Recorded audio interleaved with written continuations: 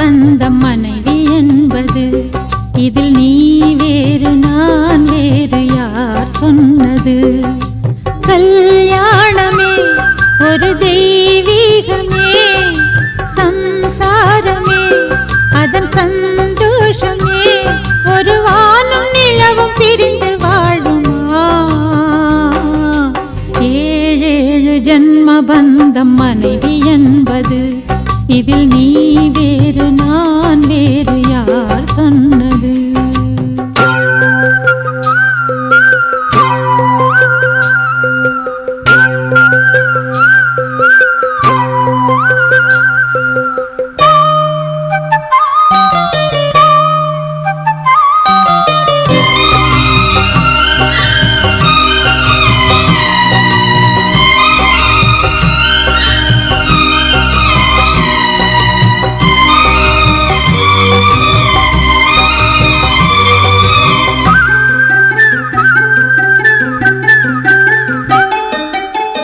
வெற்றிலையில் பாக்கு வச்சு 10 பேரை சாட்சி வச்சு தித்திக்கிற ஆசைக்கெல்லாம் தேதி ஒண்ணு உருவாச்சு.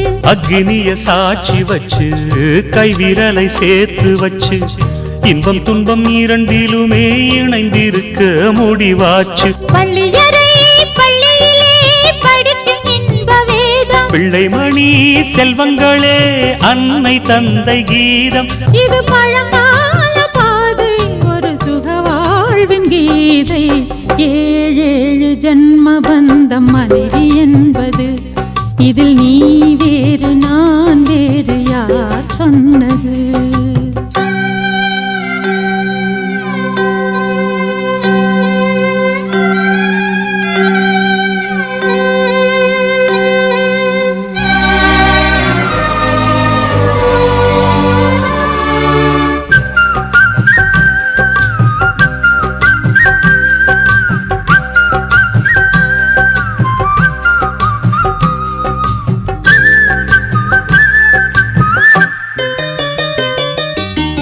சந்தனத்து மழையடிக்க சந்திரனும் கொடை பிடிக்க செங்கமல சூரியன் போல் செல்ல மகன் பிறப்பானே.